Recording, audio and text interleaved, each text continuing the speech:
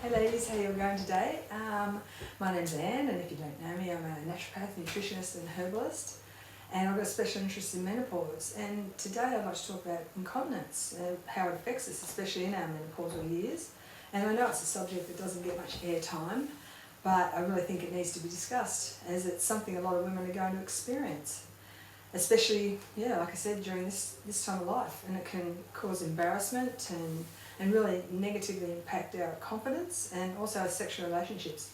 And nothing makes you feel more old and unattractive than having to wear a pad so you don't pee your pants. And over time, we all experience a weakening of our muscles, but we also experience it in our pelvic floor. So we've basically got to start taking action because we don't want to decline any further. And the benefits of having a strong pelvic floor include being able to stay more active, no leakage, so when you laugh or you sneeze, you're not wetting yourself, and you can also have more pleasure and more intense orgasms. And this will basically create more confidence and self-esteem, and you'll be able to live your life to the full. So what's happening that's causing incontinence is incontinence is actually voluntary loss of bladder control, and it's, as I said, it's very common during this time of life. And there's a lot of different types of incontinence. You've got your stress incontinence, which is a tiny bit of urine leaks when you cough, laugh, sneeze, or you might be exercising or picking up something heavy and you experience that. And a lot of people will just wear pads just in case that occurs. Then you've got urge incontinence, and that's an overactive bladder, which means that you need to be near a bathroom all the time. You never know when you're going to have that urge to urinate urgently or unexpectedly. And when you get that feeling, you've just got to go. Then you've got nocturia, which is needing to go to the toilet multiple times during the night. And you may even get the urge, but when you get there, you can't go.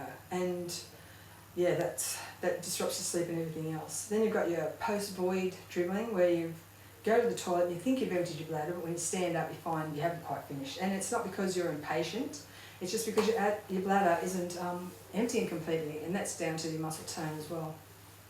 Then you've got painful urination, which, whilst it's not incontinence, it can lead to leakage if it's not checked out. And any pain or burning sensation when you're urinating can be down to a urinary tract infection, or it could be due to dry or irritated skin around the urethra, which also happens at this time of life. So the causes of incontinence come down to dietary issues, pregnancy and childbirth, chronic bladder infections, certain medications can cause it, obesity and smoking, your general genetic makeup, constipation, stress, spinal injuries, and also the hormonal decline, which is what happens. And it comes down to your health and your lifestyle choices over time as well. So childbirth plays a big part in it, and it can depend on how easy or how hard or how many you've had. And even if you've had C-sections, they're finding that, especially if you've had more than one, you're not going to miss out on incontinence either. So your genetic makeup has a lot to do with it too. Things such as your collagen and your muscle structure and just the way we're individually designed will also impact on whether we suffer from incontinence. And yet again, the hormonal fluctuation decline, that leads to less elastic, thinner skin, less elasticity in the vaginal area, and this weakens your pelvic floor muscles, and that's when basically they hold up your bladder, so that's what's going on. And some ways to avoid incontinence is to maintain a healthy weight, because being overweight puts pressure on all parts of your body, not just your pelvic floor. If you're a smoker, you need to try and avoid or stop that, because that's just one of the many problems smoking is associated with. Certain drinks, such as caffeine, alcohol, carbonated drinks can worsen it, as can spicy foods, salt. Even chocolate can irritate a sensitive bladder. Or food allergies or intolerances. Acidic foods, tomatoes, orange juice, cranberry juice can irritate the bladder. And it's interesting that whilst cranberry juice can help with urinary tract infections, it can actually exacerbate incontinence. So really keeping a food diary and working out what works for you and what doesn't will also help. Foods that are rich in oxalic acid, such as spinach, chard, eggs, asparagus, if they're eaten in moderation, they can help. Eat eating foods that are high in calcium, magnesium, which is needed for proper muscle and nerve contraction and relaxation. They can also help. They're also really recommended.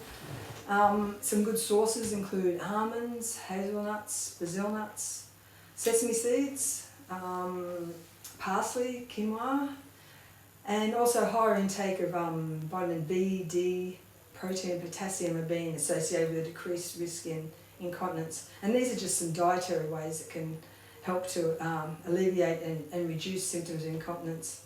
Then you've got other things like your Kegel exercises, and they involve isolating and contracting the muscles that control the flow of urine, and that can help to strengthen your pelvic floor. There's special cones and balls that can also be used to retrain the pelvic floor muscles, basically in the same way. But what I'd encourage you is to see a physiotherapist who specialises in pelvic floor, and because what might work for one woman might not work for another woman, and we're all so different. Our whole structure is totally different, so you really need to get individualised exercises for you. Arousal and orgasm can help to strengthen and improve symptoms, along with cypress essential oil. It's diluted in a carrot oil and massaged onto your lower abdomen and daily can help to tone the muscles down there, or alternating hot and cold bursts of water, the shower head, and then relaxing with a hot water bottle or a compress on your kidney area. That's another way to tone the area. There's also homeopathics, tissue salts, flower essences, and they can all help to relieve incontinence.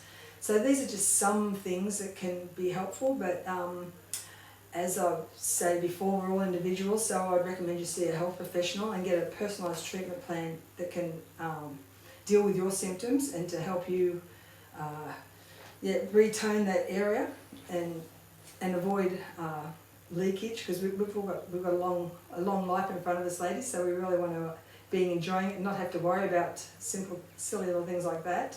And it's a big problem, and like I said, it's not discussed enough.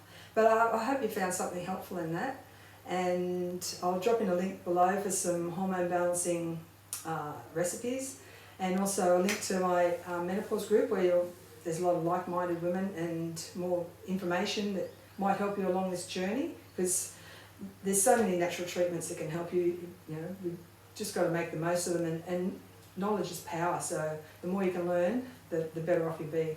So thanks again for joining me. I really enjoyed it, and I hope to see you again soon. Bye.